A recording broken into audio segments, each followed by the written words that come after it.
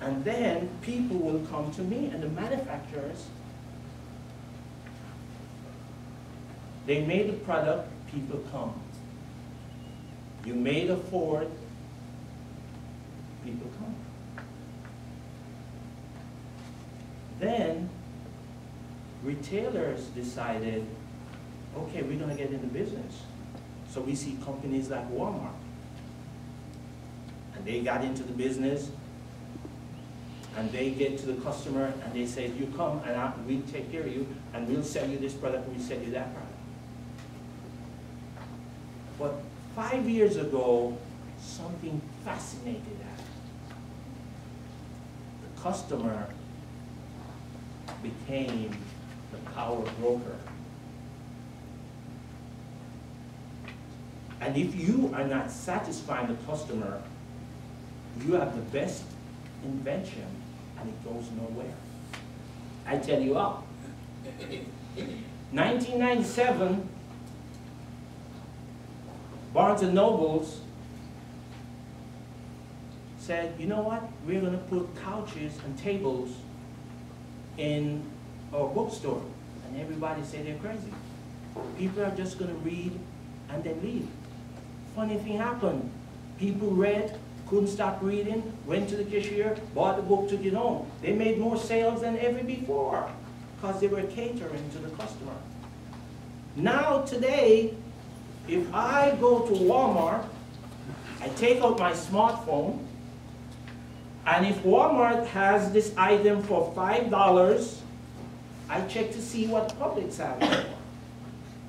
And if Publix have it for $4.79, guess what I'm going to do?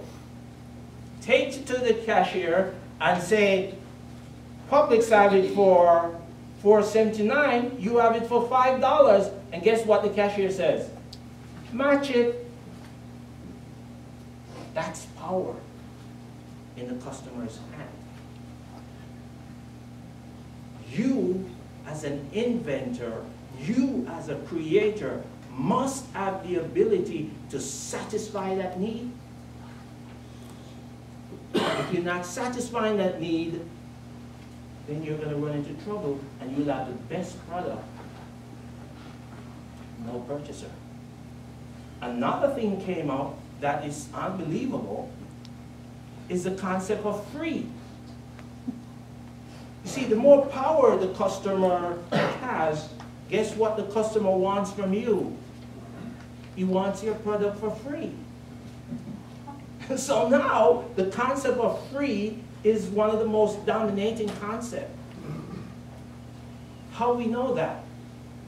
Have you ever watched Oprah when she gives away 150 cars? She gives away 150 Ford, and guess what happened the next month? The sale of Ford go up.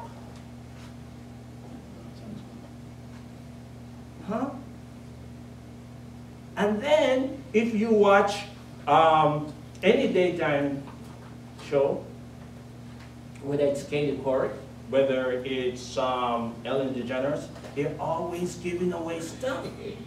Why are they giving away stuff?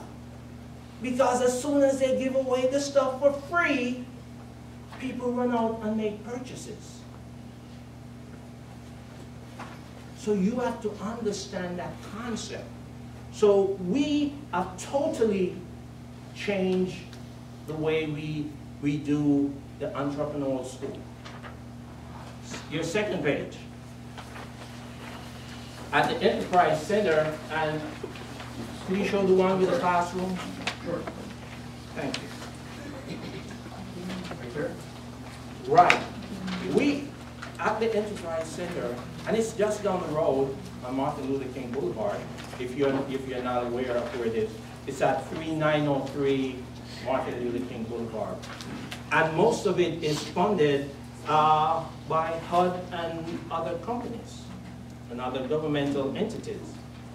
Now, it's a classroom setting, and we have found that this is the model we will be teaching starting the 9th of January for 6 Wednesdays. And we have 5 modules. Funding, we're going to teach you. And the gator cage is an excellent idea. You might want to take a visit to the class before you hit the gator cage. And I give you an idea. If you have a product and you have a particular market, you should create what is known as an avatar. What your market person looks like. So if your product is being marketed to someone who is female, who is 45 to 60, you create an avatar of that person, and whatever you do, you look at that image and say, I'm doing this for you. If you are 45 years old, and this is for you, every time you work on your product, you work for that person in mind. You cannot create a product with no one in mind. So you got to keep that image in front of you, of the person to whom you're going to sell your item to. Strategy, opportunity recognition, social venture development, managing innovation. We have a tendency to get lost between the concept of strategy and tactics. Tactics is what you do on a weekend or for 1 month. A strategy is a plan over a period of time. So you might have your product and you say, you know what, I'm going to sell this at the swap meet. That's a tactic. A strategy is, okay, we are going to run the entire swap meet environment from Naples to Tampa. And it's going to take us 2 years to complete that. But by that time, we would have covered our entire Southwest Florida market. See, that's a strategy because it's taken a period of time and it's incremental. Operations, customer development in a startup, new product development, marketing for high-tech entrepreneurs. Customer service. Every time we talk to a customer, one of the problems they have is the issue of customer service. Most people do not like to pick up the phone and call for help and they are talking to someone in India. They love to talk to someone here because the person here understands them.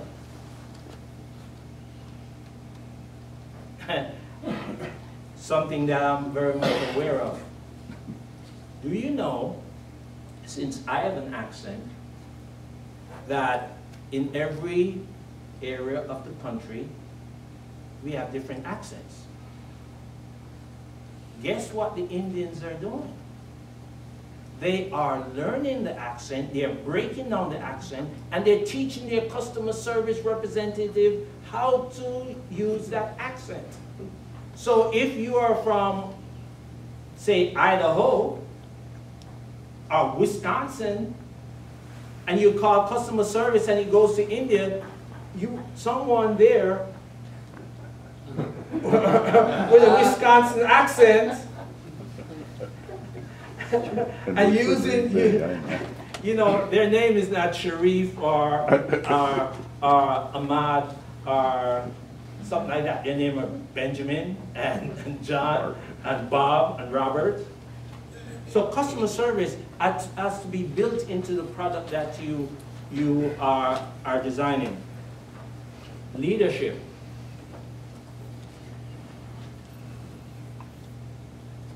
I have people who call me on a daily basis. And part of the problem they have is they have a product and they created a great product. but they have no one to talk to about how to market the product, or if they have a distribution problem, no one to talk to. The entrepreneur is a lonely existence.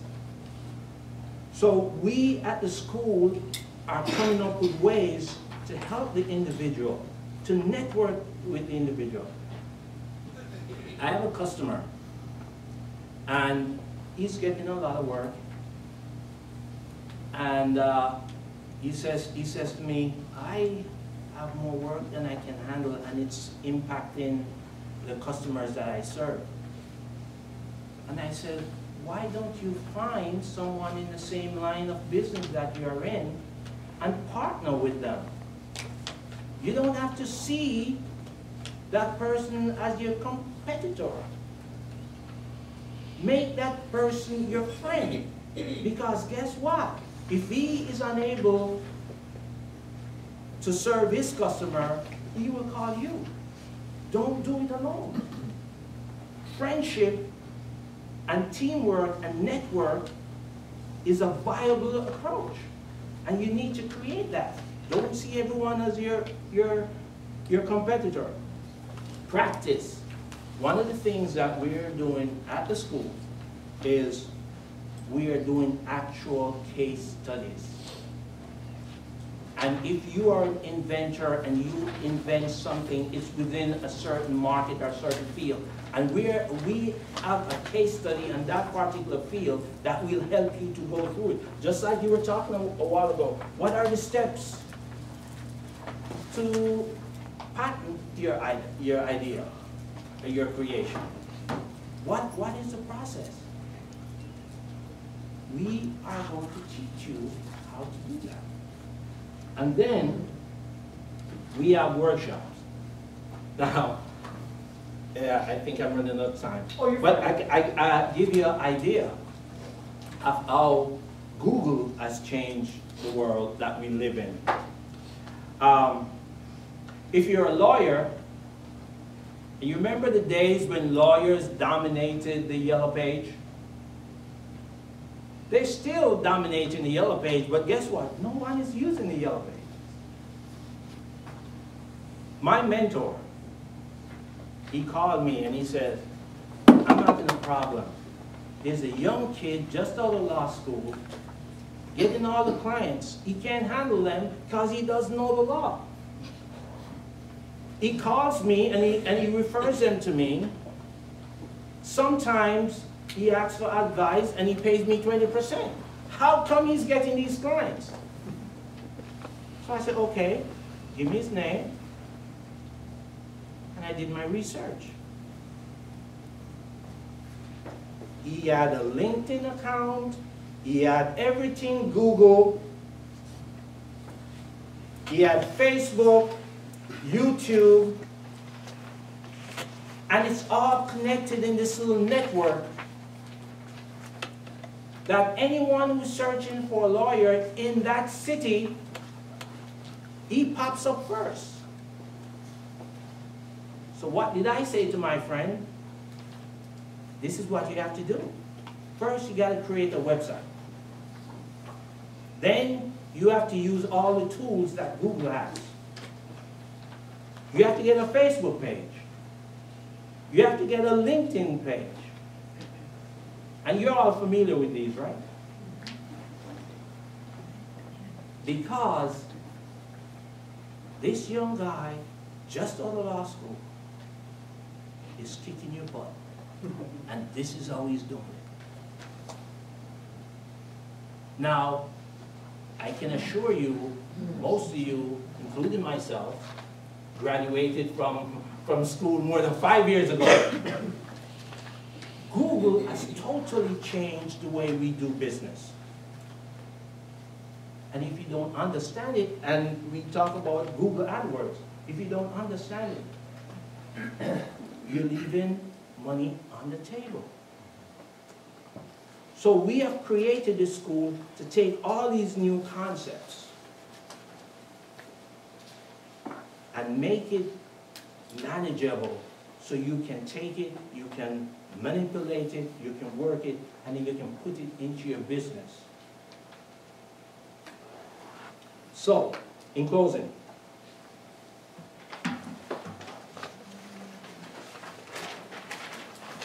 I have 5 words that I want you to get familiar with. Relevance, reputation, transparency, immediacy, and iteration. What are these words? Relevance. Relevance is what Google does. Google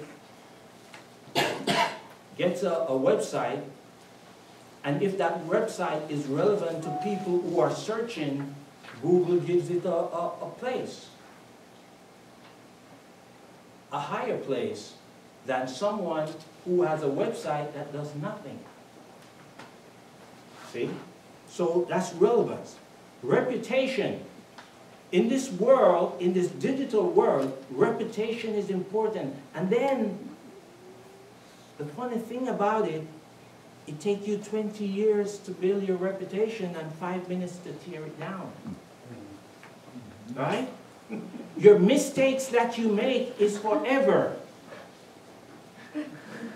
You make a mistake in Australia, and you read it the next morning in Southwest Florida, and it stays there forever. You can't erase it. And don't say things that you shouldn't say. Okay? Don't say things that you shouldn't say. Because guess what? It's going to be there for a long, long time. Not only that, your grandkids and your great-great-grandkids will see it. Transparency. Transparency is this. People want to know everything about you. If I'm going to do business with you, I want to know everything about you. Transparency. You got to be transparent. You have to be able to put everything out there about your product. And don't hide anything. Because once they hide it, there goes your reputation. Immediacy. You remember the time when we said Burger King, you want it your way? The new thing is immediacy. Have you ever gotten up 3 o'clock in the morning and sent an email to the customer service of a company, and you just start to tap your finger and checking your email to see if the person responded? That's the way we are today. We don't want to wait. We want to get it, and we want to get it now. Okay? And if I send you an email, respond to me in a minute. Because I need that information right now. Even though I'm not going to use it until next month. But the fact that I email you, you should respond. And then iteration. When you create a product, we have a tendency to put the most perfect product on the market. And we let it sit there for 10 years. You remember the days of Tide and then New Tide? And the New Tide, all they did was put a little green dot on the box. Well, iteration is this. You create a product and you call it version 1. And 6 months later, you create version 2 of the same product. And then, 1 year later, version 3. Guess what the person who had version 1 says? How come I don't have version 3? I want version 3. Because version 3 is the latest. And they'll buy version 3. It's unbelievable, but that's the market in which we live. So iteration is something you have to do. Stop making the most perfect product, because people will say, will ruin your reputation with it if any flaws occur. But if you are iterating and you're giving them versions after versions, they like that because you are making changes and you are making the product better. I like the guy He's working on his product and he's making sure it works better every time.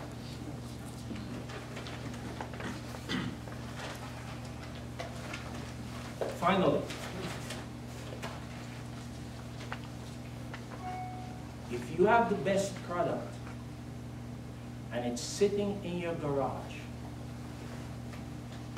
it's not helping the public. You have to make an effort to get it out.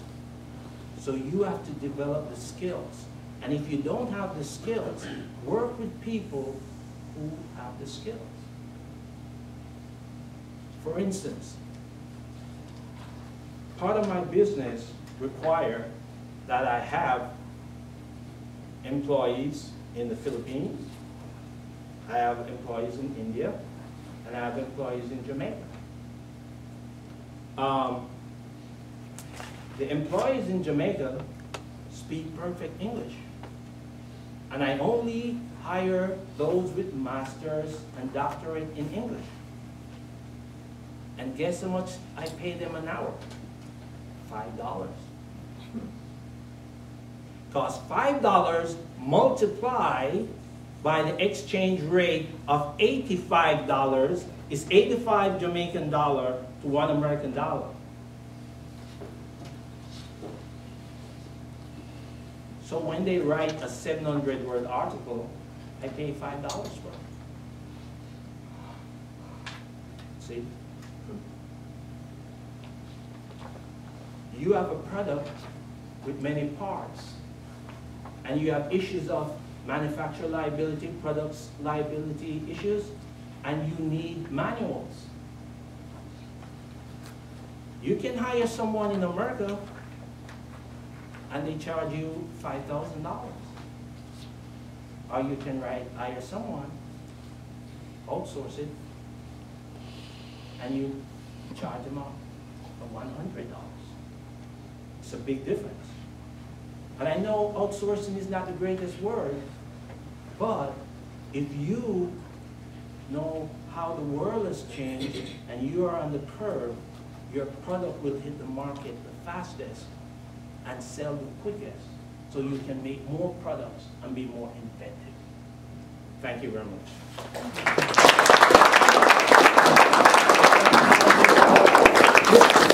Okay, let me put on my glasses so I can see.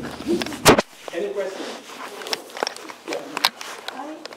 I find that people here who are making $5 an hour have those master's degrees too. You don't have to leave the country for it. It's scary when you call up on the phone and you're talking to people. People around the United States are doing that.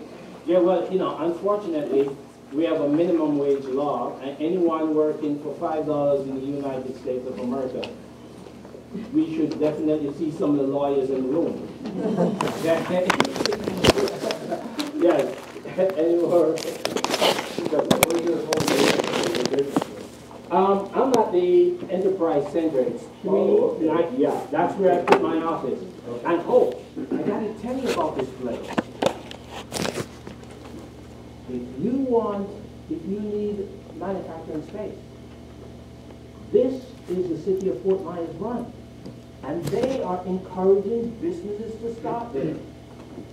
So they charge you a pittance for a tremendous amount of space.